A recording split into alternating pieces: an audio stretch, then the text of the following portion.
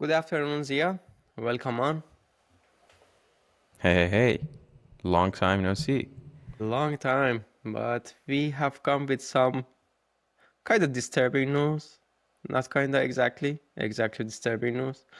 There's a war going on in Iran since we last met, and one of the things that happened and concerns us in the Bitcoin community or people who also care about crypto exchanges and safety of their wallets and their funds, safety of their funds, in fact.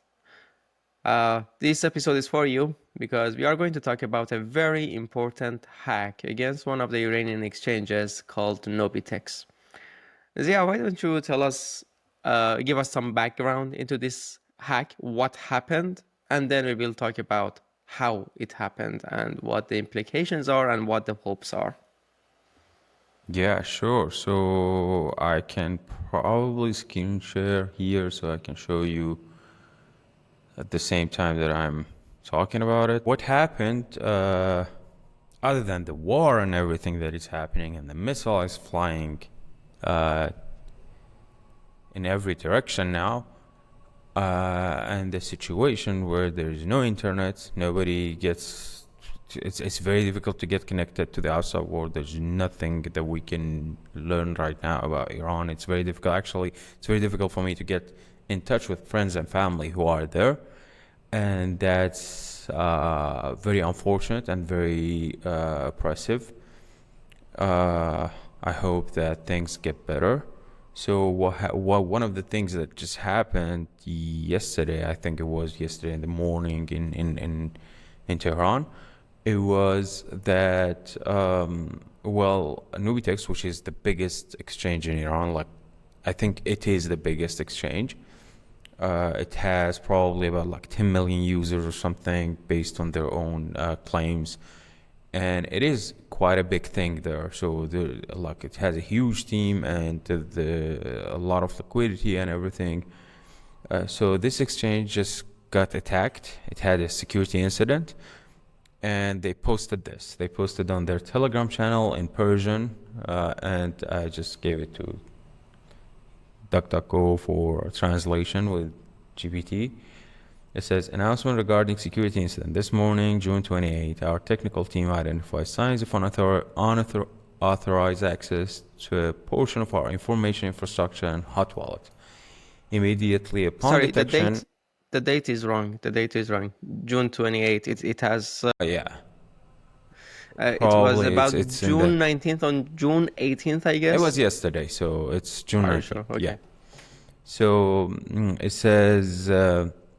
Immediately upon detection, all access was halted, and our internal security teams are conducting a thorough investigation into the details of this incident. We would like to remind users that their assets are fully secure according to cold storage standards, and the aforementioned incident has only affected a portion of the assets in hot wallets. Nubitex takes full responsibility for this incident and assures users that any potential losses will be compensated through the insurance fund and Nubitex's resources. Until a complete investigation is conducted, access to the website and application is temporarily unavailable. Further details will be published after the investigations are completed. We appreciate your trust and patience. So they had probably 8, 9 announcements after this, and they announced like the total losses are probably about $100 million. So it's an attack. It's a cyber attack that was done by a team. They call themselves Gunjeshke Darande or Predatory Sparrow as a translation.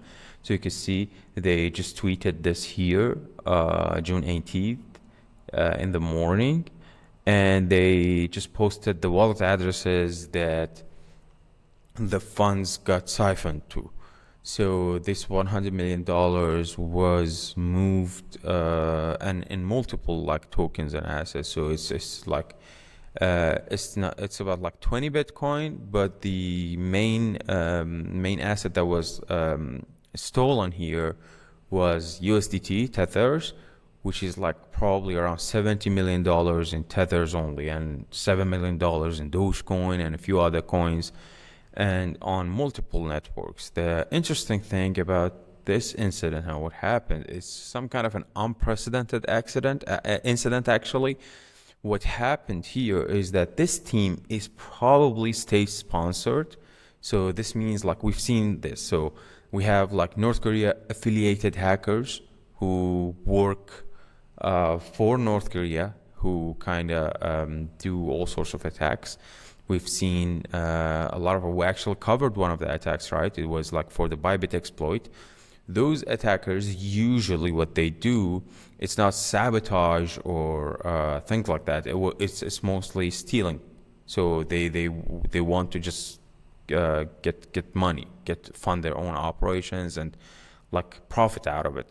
But this one, what they actually did was they sent all the money to a wallet address which has like at least 25-30 predetermined characters as a message.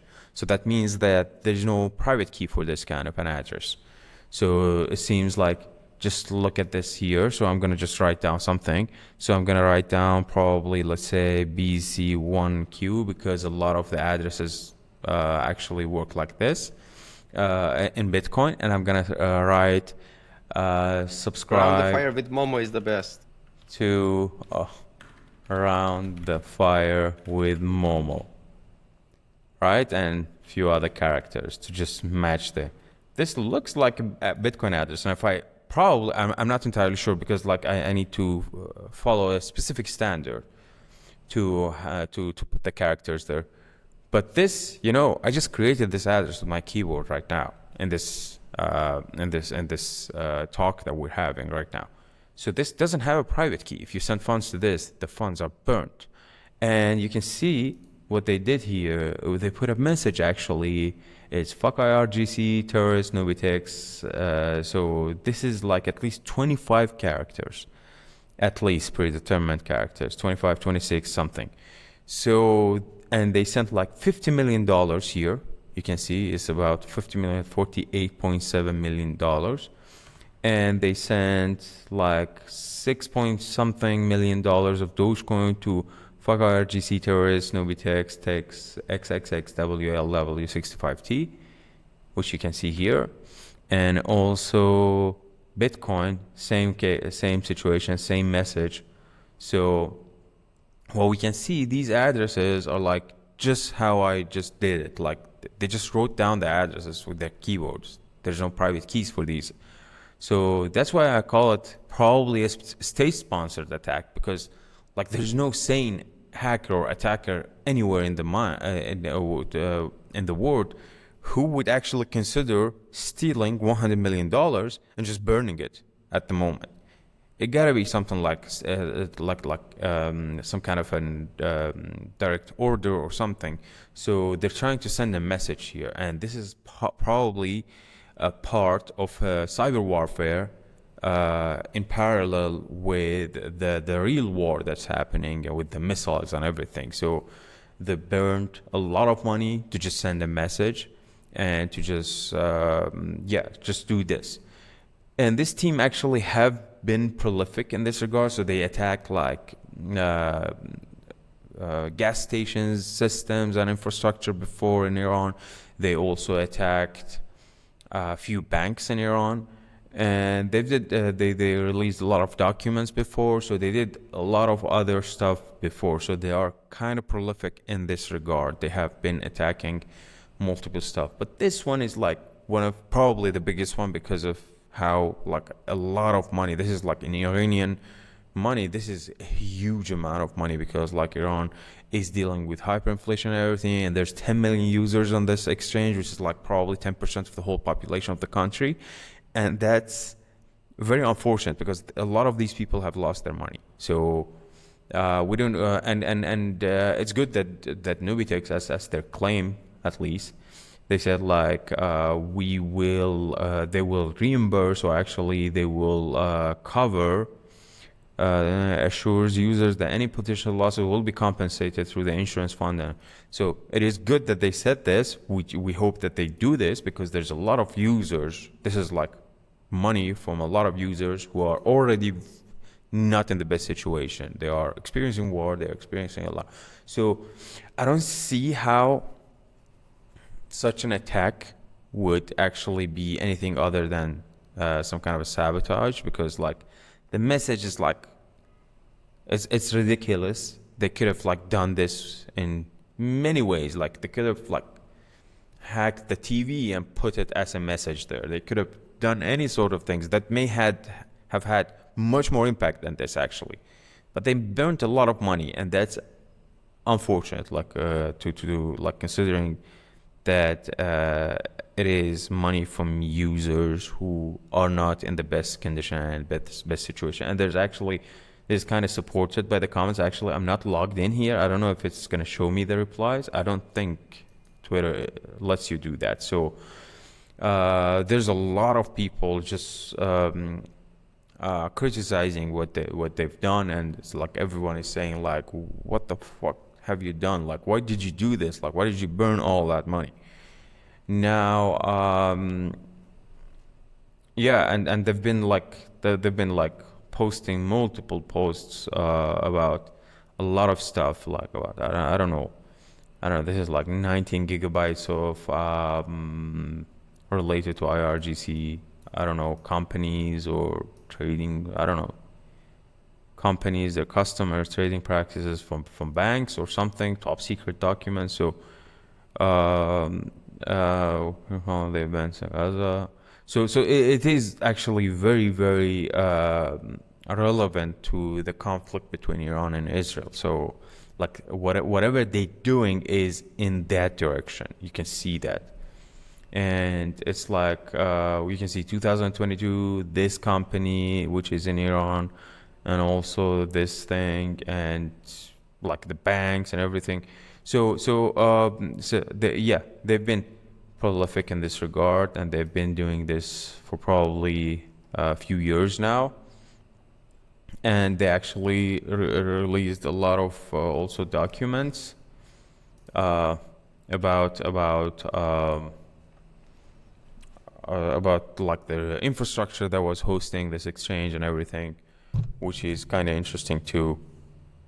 Their source code, I don't know, I haven't like downloaded or tested the source code. I don't have a secure system right now at the moment, so, or actually an offline system, so I could like get the files and everything and test out the files and then destroy them or something, because there may be a lot of like hidden, I don't know, stuff in such files when such people share them. So you should be very, very careful with these But kind of files and whatever you do with them.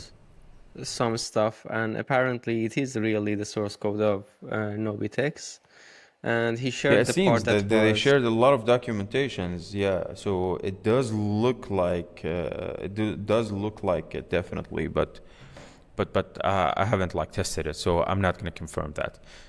So yeah, there were a lot of thing. people who actually were very doubtful of if these funds are burnt.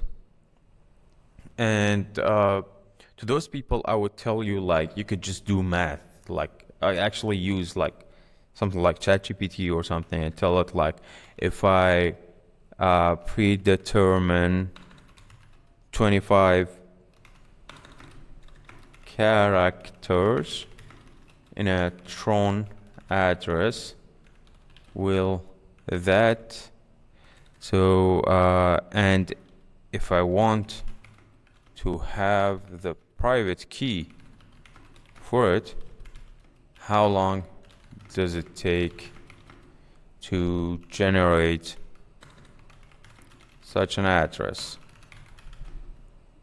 With Or how like long does it 1 take million to supercomputers. So let's make it a little bit easier for it to calculate generate such big numbers. you wrote such an address, maybe better to change it to such a private key, but it will understand, but just Keep it short, and also give the amount of time and an example for perspective, so we could understand like how, because it's going to be a huge number, so believe me. So So basically we have base 58, which is the standard for addresses and everything. And it can have 58 different characters. So if we predetermine like half of that, it's going to be this many combinations, which is this is vastly longer than the current age of the whole universe.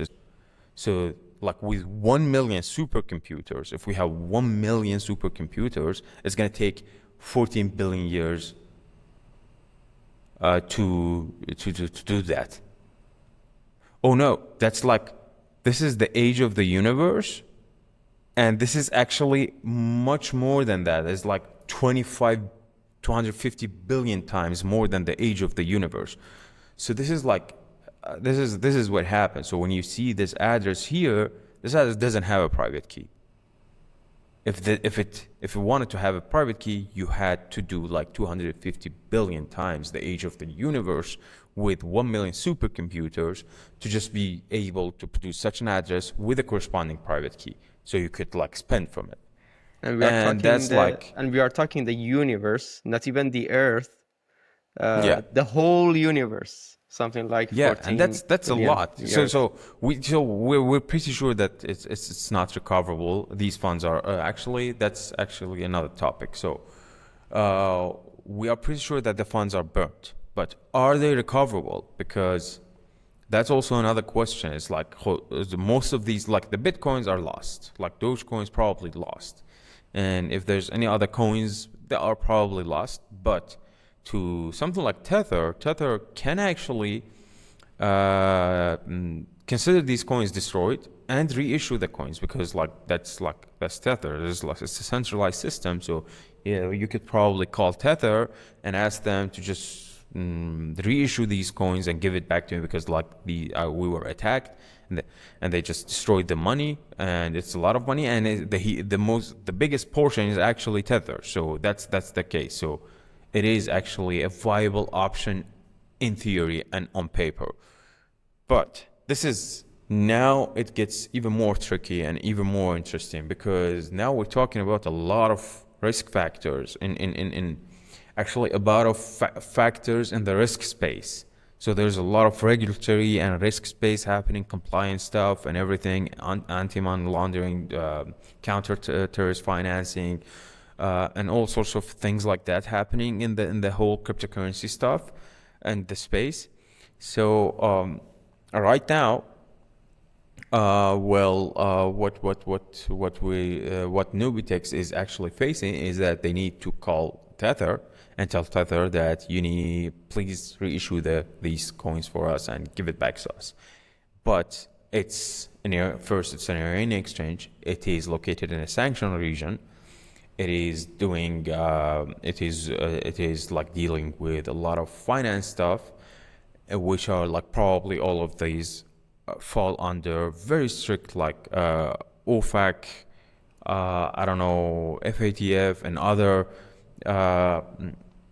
like 3-letter, 4-letter regulatory bodies and things like that.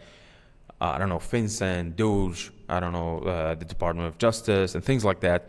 So these people probably have to have a say here to just allow Tether to do this. And there's a lot of tension right now at the moment. There's war going on. There's geopolitical factors involved. And it is a sanctioned country. And this amount is huge. It is in US dollars. It is in Tether. It is related to US-based entities. So I can't see how that would happen. So there's a lot of probably blockers on the way that may not make such a thing possible to restore this. So Tether probably won't do this, won't recover the funds for them. Yeah, and it is very unfortunate that such a thing happened. And it is an unprecedented case for sure. I haven't seen we have seen people who burnt money by accident, or we have seen people who couldn't take the money, so they burnt it. So it was like some kind of a rage thing. So they couldn't take the money, but they were able to burn the money. So they did it. But there we haven't is one seen case someone who can take the money, but they burned it. it. So There that's is a like, case of someone burning the money, at least, and actually there are more cases of people is it? burning their coins.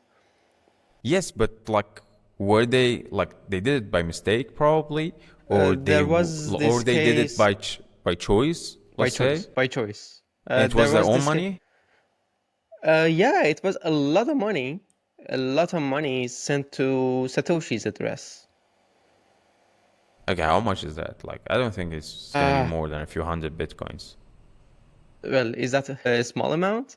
I mean, that was a lot. I don't That know. was Like, this is a big amount. This is it. $100 million. So I Yeah, don't yeah. think it's gonna It match was a this. huge number, and let me check. Let me quickly search it and get back to you.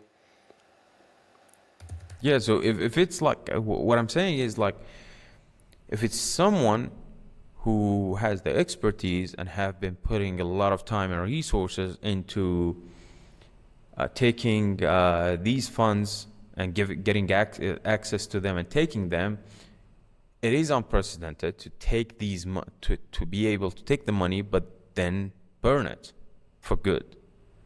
And that's something actually unprecedented that we haven't seen before. And it is huge number. It is also, so we know that there are state-sponsored actors like the Lazarus Group, or actually they call them more generally the DPRK affiliated hacking group. So those, like, they usually, like we've seen, like 99% of the times it's like they steal to take the money. So it's like they want to make profit. They are like Someone, doing financing this way.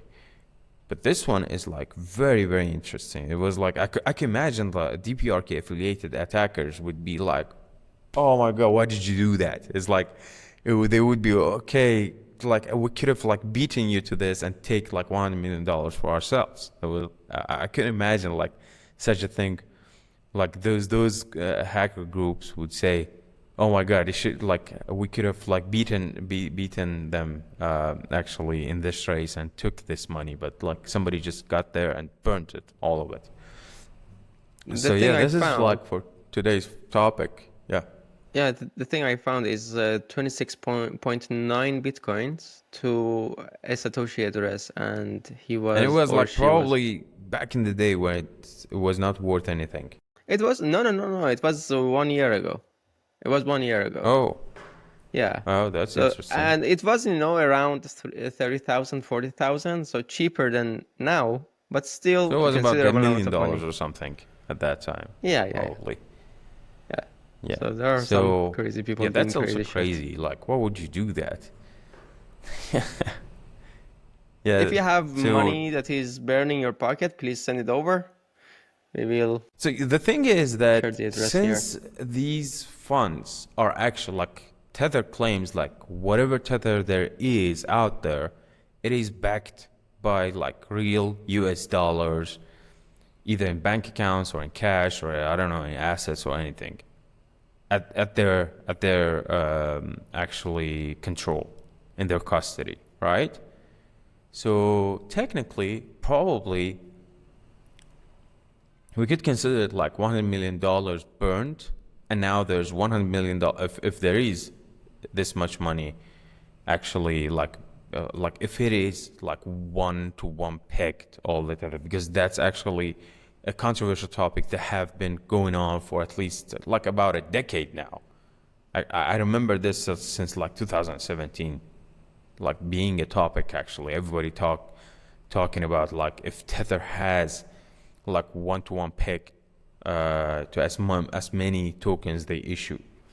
So we could consider if it is actually pegged, now Tether has like $100 million on their hand, which is like free gift from these people who burned these funds, because now it's like they won't like be like Joker and put it as a pile it as a mountain and just burn it or something, because these people burned it. So they have it on their hands. So let's say probably Tether profited from this, or I don't know the legal stuff that happens here. If they have to do some kind of an asset forfeiture, it's going to be then the US government profiting from this, or I don't know. I'm not sure actually what's going to happen with those $100 million right now, which Tether has, which probably will not recover for these people. So that's actually an open That's a question that I really need to probably interesting, dig into. a really interesting topic because the reason that I'm not going to talk too much about this because there is one more topic that I would like to discuss with you. When we are talking about what did I want to talk about? When we are talking about pegs, then there is something in the real world and we need to maintain that peg. All these complications happen. Apart from price fluctuations, burns happen too, confiscations happen too, and then we need to see, then always this peg is disrupted in one way or another. Either Tether ends up having more USDT than it is circulating, or they have less, which is like fractional reserve that is functioning right now in all the banks. So that's the reason why Bitcoin is the money born into the internet and is not backed by anything outside in the real world. So that's a benefit. And about how the hack happened, I know that there is limited information. Just could you share as much information as you have? Well, I have zero information on that actually. I have heard few things here and there, but they were like shared privately with from different people. I'm not entirely sure if these people would like to be quoted on whatever they said, even anonymously, so that it may reveal like information about them. But there were a lot of people who were speculating like how this could have happened. But right now, at the moment, I can say there is no comment or nothing to share about this. I haven't like based on what I'm seeing, like they got access to the source code and like the documents and everything, so they probably got access to the server like somehow. So they bypassed few stuff. It is quite common. It is quite common with usually like with DPRK affiliated attackers to do some sort of social engineering attack on personnel or on employees who work in an organization and then build their way up through them. So let's say you're working for, let's say, Facebook, and they want to get access to something in Facebook. So they first target you through your email or something. They send you an email, they send you a document, or they send you a phishing link or something. They get your access codes, or they put some kind of a spyware or all sorts of stuff that they could do on your system. And then they get some access, they get some data. Now they have something to play around with. And then they go to the next level. They go try to target the second person. They may use your information to impersonate you and talk with another employee who has, like with a manager or someone, and then just build their way up. So this was the case with a lot of like DPRK affiliated incidents. So we could imagine such a method. Like this is probably the most prolific method and the most like effective method at the moment right now, doing social engineering attacks. This is also very common between like people who get scammed because it is also some kind of a social engineering situation, some social kind of effort. So they just when they scam you, is like they impersonate, they try to get your trust. They may send you some links. They make persuade you to do something for them. So it's all social stuff happening. Like it's not all like hacky stuff all the time. It's not like hacker man behind like sitting in a dark room with green screens in front of them and everything, like how they show it in Hollywood movies. But it's like usually like there's people who convince other people, or attackers who target like smaller people in the organization that build their way up.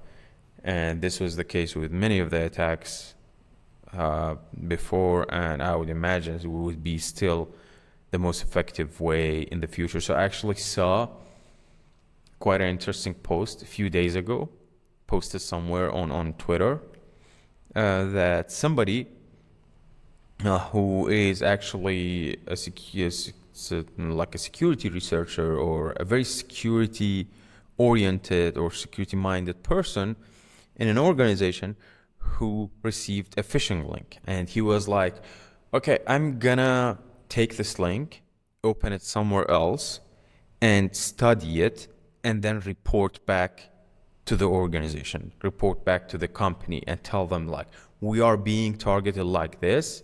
He wanted to do something good, actually. He wanted to show how skilled he is, and he wanted to help the whole organization. And he did that, and he got a notification from their security team in the organization that, okay, this was actually a test, and you opened the link. So now you need to attend security workshops. So it was interesting to see, like, there are security teams who may try to trick people in the organization to just see if they are gullible enough to click on these links. I would probably just, if it was up to me in an organization who deals with a lot of money, I would probably push this harder. I would like do this on a weekly basis, so that they would like people would get very, very accustomed to being always targeted at the all the time, and they get like suspicious to a paranoid level or something. They would like understand all the kind of like risk factors that could be deployed here, because especially if you're someone who has like important role or some kind of an access that is much more important than others. It could be proved very valuable to the attackers themselves. So I would probably like make this much more strict if it was up to me in an organization. So I was like, I would just pressure people into this so they would learn more about it, because it is very important. It is being conducted all the time. Like, yeah. So And it is a yeah, low-hanging fruit because that's the kind of easiest. It's not easy, but the easiest hack to pull off when people are yeah. involved. It's mostly like the most effective one, because it's the most effective one. So that's actually a summary of what the most effective would mean. It's gonna be cheap and it's gonna be quick.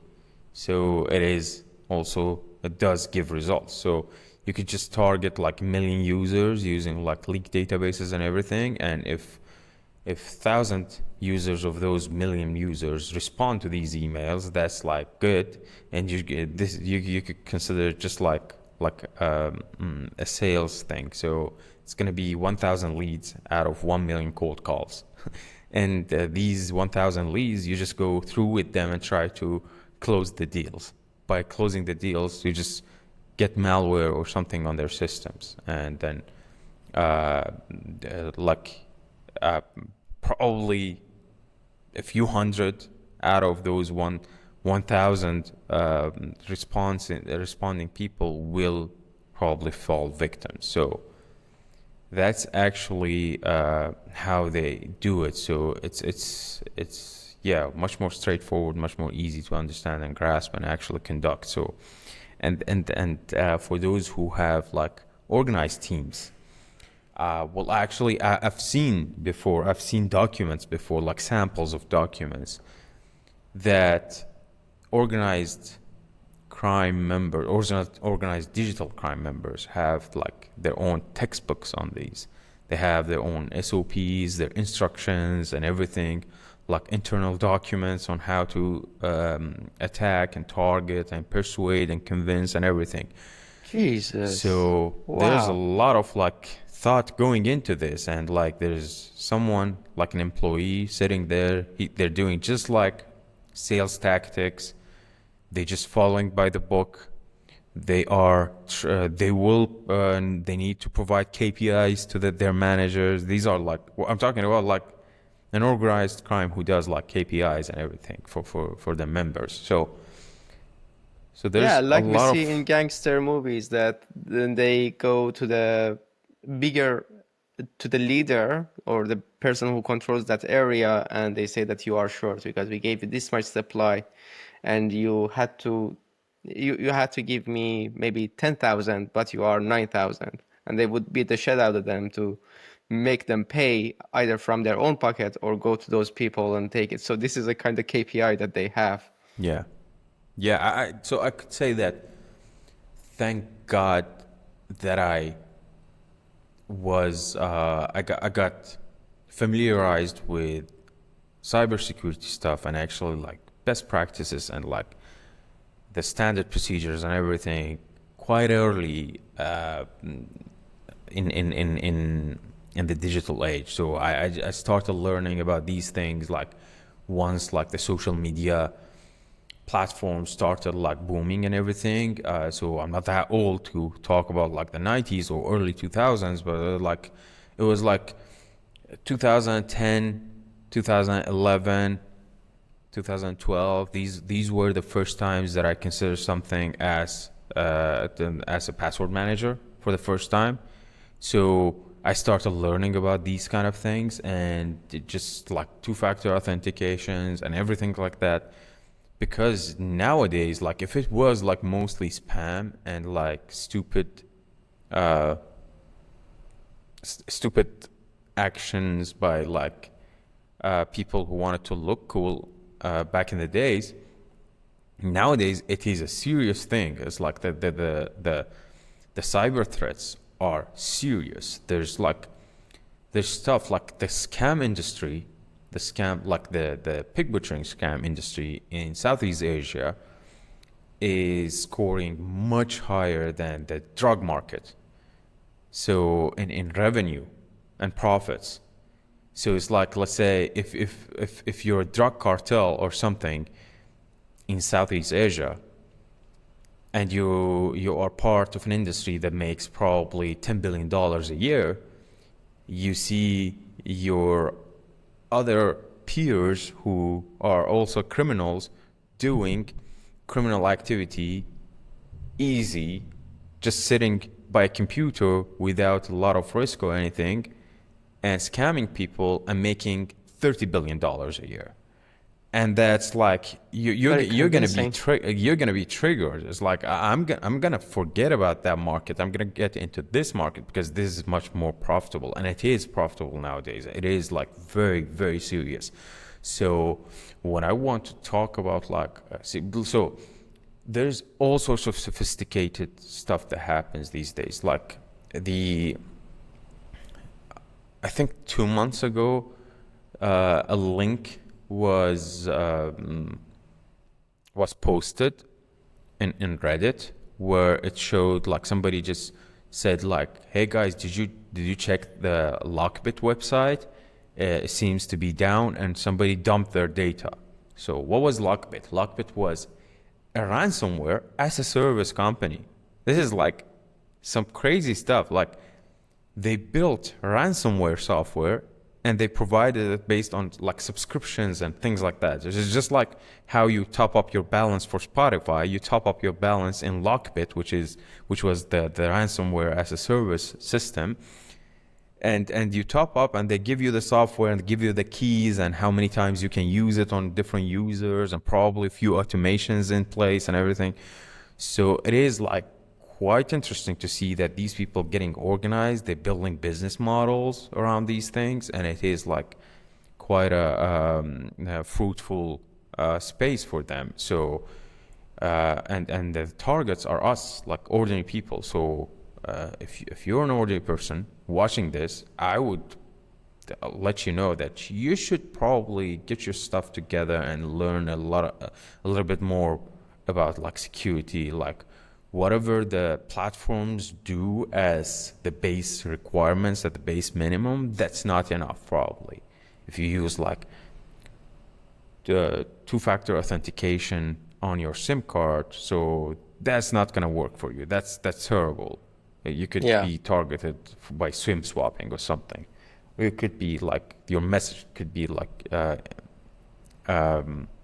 interrupted and like sniffed or something. If you're using the same password everywhere and you're not using a password manager, so what are you doing watching this? Like, just go and install a password manager, start learning how to use these things. Could you name some of them?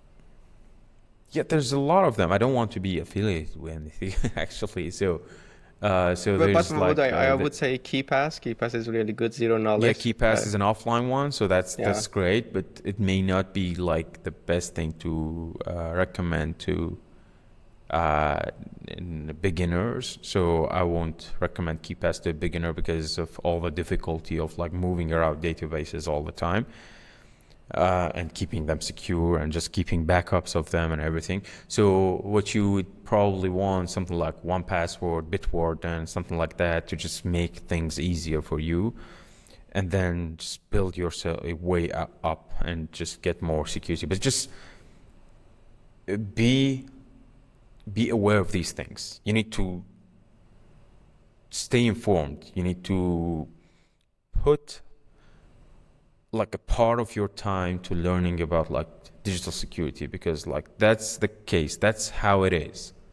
Like if That's where you you live. had to, yeah, if you had to learn about like diet stuff to just keep your body healthy, you have to learn about security to keep your systems healthy. So that's just part of how it is right now at the moment. So especially if you have assets, if you are a possible target. Like if you're a possible target, your data gets leaked somewhere.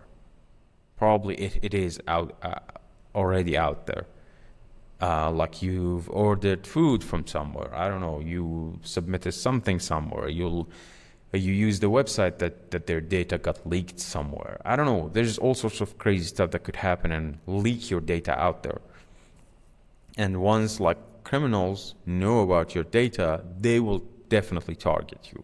We have seen like incidents of people who got like attacked, actually fooled into giving away their access and their money. The last one was, I think, 1 month ago, which was about like $200 million. That was like somebody who used Coinbase, who like he was like an elder person, I think 70 years old, 65 years old or something. They had like few thousand Bitcoins. And what happened to them was like they got their number and called them from different sources that there was a security breach, something, you need to do this, that. And they just rushed them and they sent them different links, and he provided a lot of data on Oh those yeah, links, and I know about this yeah, one. they took thousands of Bitcoins from that elderly person just by calling him. So you need to like get your stuff together about like digital security. Like I would advise, like if you want, just follow Momo, and we talk about like security stuff every once in a while. So, or you could just ping us, send us a message. We're gonna help you with that. If you want, you just ask us, and we would love to just keep the conversation going about these things. So, and talk with people about it. So yeah.